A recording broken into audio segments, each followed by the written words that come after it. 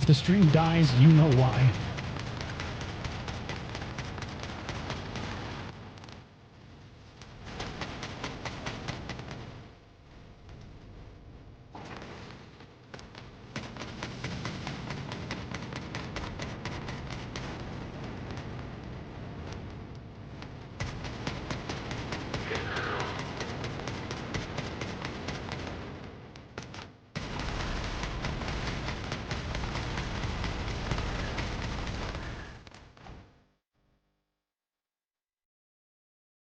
Good howdy, everybody, and welcome to the SKS Pathfinder build. As you can see, we are now in Season 2 of Lunar Revelry. That's hard to say. With that comes 2 new guns, the P90. If you haven't watched that video yet, there's going to be a link to it in the description.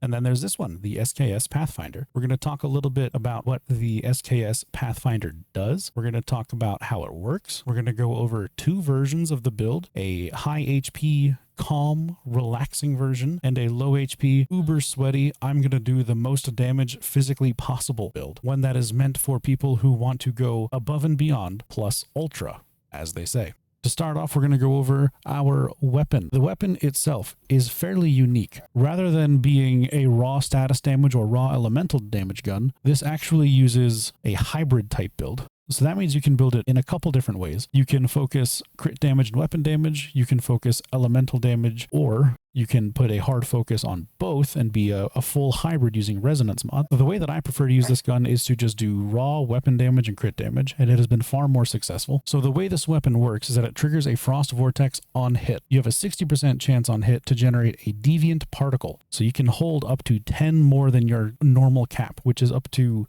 14, I believe. While you're charged like that from the deviant particle, you shoot an ice spike that deals ice elemental damage equal to 110% of your attack damage bonus. That is a lot of math, which means you are able to basically just stack as much attack damage as you possibly can, and you will gain ice elemental damage. So it scales from both your elemental damage and your attack damage, but it does not scale with your status damage. So you do not want status damage on this build. The Frost Vortex deals status damage. The ice spikes do not, which are your main source of damage using this gun. This also gives you 30% increased elemental damage, and every time you shoot a charged shot, you gain additional elemental damage. So to recap, because that's a lot of information, you want weapon damage, you want elemental damage, and I want crit damage. I'm building this as a crit weapon damage build, like I would the P90. If you watch that recent video, that one is also a crit weapon damage build. I play this gun the exact same way. For my secondary, I'm using the recurve crossbow because, as you can imagine, this is a crit damage gun, so I am using this to give me increased crit rate on any target that I hit a weak spot on. If a target does not have a weak spot, I would recommend using the bullseye or bingo, however you know it to be. For my melee weapon, I'm using the kukri.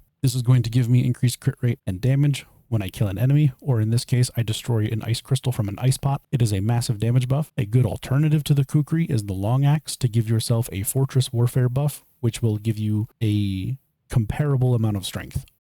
We're going to start off going over the low HP or the sweaty version of the build. And then if you want to skip to this timestamp, it'll take you over to the high HP calm version of this build. It's up to you where you go from here. For my armor, I'm using 3 pieces of Treacherous Tides to boost my damage while my health is low, which is all the time. This is the low HP version of the build. I'm using 2 pieces of Lone Wolf to give me increased magazine capacity and crit rate, because that's just more damage and more crit rate, which is useful. For the key item, I'm using the new Snowdrift top. Now, everybody tends to not read this one all the way through, myself included. So whenever you gather a deviant particle, you gain an additional one. So instead of gaining 1 particle per pickup, it's 2, which means you only need to pick up 7 particles to max out, which is a lot. That adds up very quickly. When you do pick up a particle, you gain weapon and status damage plus 25% for 25 seconds, which is extraordinarily powerful. Now, the status damage, as we said, does not stack, but it will raise your Frost Vortex damage, and then the weapon damage will be useful for the SKS. For my armor mods, I'm using Momentum Up. This is a lunar one with crit damage and weapon damage, and then damage against great ones. For my mask, I'm using Frost Construct Violent because we shoot ice spikes, so they deal more damage, and then if they're inside of the Frost Vortex status, they take even more damage. Again, Violent for crit damage and weapon damage. Enduring Shield, I'm using Lunar for increased crit damage, weapon damage, and great ones. Pants, I'm using Deadshot. This is a crit build. Every time I crit, I deal more crit damage, so it's good. It does a lot of damage. For my gloves, I'm using Crit Boost. I crit more often, therefore I more often deal more damage. Again, Violent and Rush Hour. As my HP is low, I gain damage. This gives me crit damage and weapon damage because, say it with me, violence. If you've skipped ahead to this section, don't let anybody tell you otherwise. This is a fantastic place to be.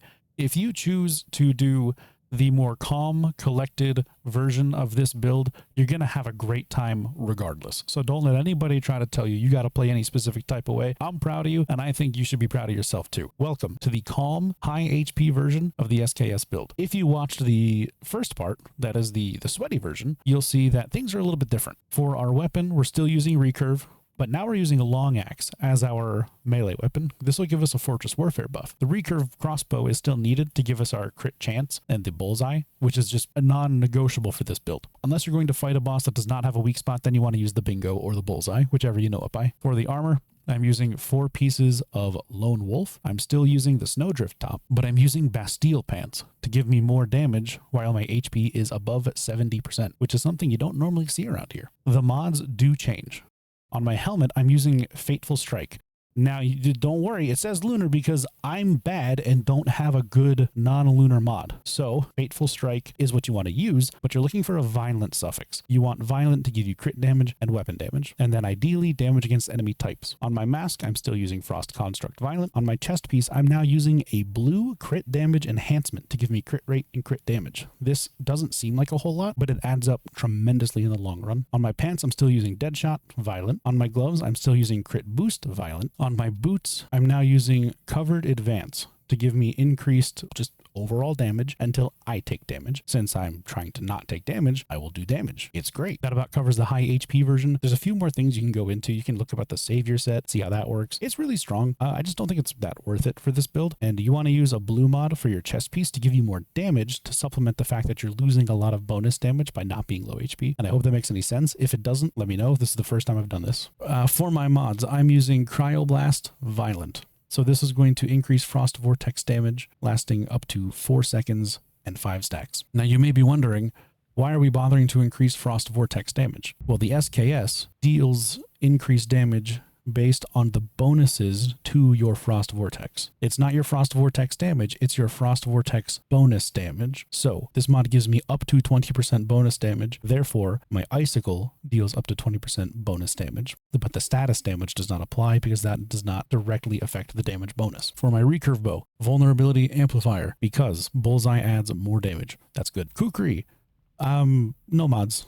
Oh, brother, this guy stinks! Going over my cradle, I'm using Anti-Phase. This is a sniper, therefore sniper do more damage good. Tactical combo. I swap weapons and I reload often, therefore more damage good. Marked Strike. That's not right. That's not how we say it. Marked Strike. I mark targets with bullseye. They take more weak spot damage. That's good. Extreme Freezing will give me increased Frost Vortex damage bonus, and damage bonus applies to my weapon. Elemental Sense increases my elemental damage. Shield protection so I can stay alive because I'm low HP. Deviant energy defense so I can generate a shield because I'm low HP so I can stay alive. And rapid aid so when I do have to heal, I heal well. You may be wondering why I'm not using the status enhancement. Again, that is because the weapon damage itself does not scale with status damage. Therefore, this has no value for me. For my deviation, I'm using the Lone Wolf's Whisper Lunar Oracle. Again, just like the P90, it's a weapon damage build, so I want to make sure that I am doing weapon damage. This has the added benefit of giving me increased weapon damage when my health is low, multiplied by 1.5 times, which is very high. Additionally, whenever the puppy decides to bite something, you gain 50% increased weapon damage, which is a tremendous amount of damage. A substitute for the wolf is going to be the Zap Cam. If your wolf is unable to reach the enemy that you're going to be attacking, Zapcam is a great secondary. This is kind of like the ranged version where the deviation itself will deal status damage and they receive more weapon damage. So it's kind of like again, another recursive loop. It's a hybrid thing, which is great for hybrid guns like this. But since we don't really deal status damage, we don't up it. Therefore, we don't really benefit from it, but it's still nice to have. The Lunar Oracle Zapcam gives you the same benefit as the Lone Wolf's Whisper, which will give you the weapon damage and increase while your sanity is low.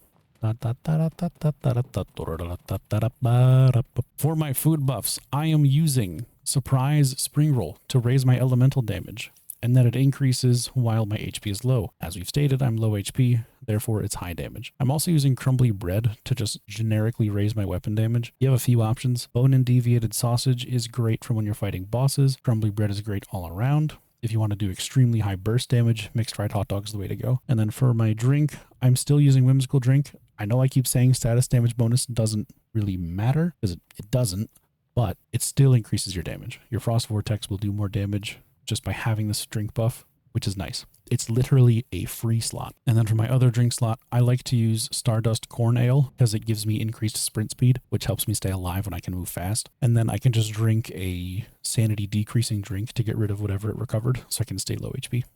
Thank you for watching, everybody. I appreciate you all tremendously. I hope you enjoyed this video. I hope that this has enticed you in some capacity to use the SKS. It's a very powerful gun, especially in the right circumstances. It's very unique, and that's what I think I like most about it. The aiming can be a little odd with the icicle sometimes because it likes to auto-lock, but it is otherwise fantastic, incredible AoE, while still having fantastic single target and a hybrid type gun. We do the editing and recording for these live on Twitch. We are live right now. We stream every day but Wednesday. Wednesdays are stinky doo-doo days. We do not like those. Please make sure to like, comment, subscribe if you have not already. It helps out the channel tremendously, and I would really appreciate it. And as always, the bathhouse provides.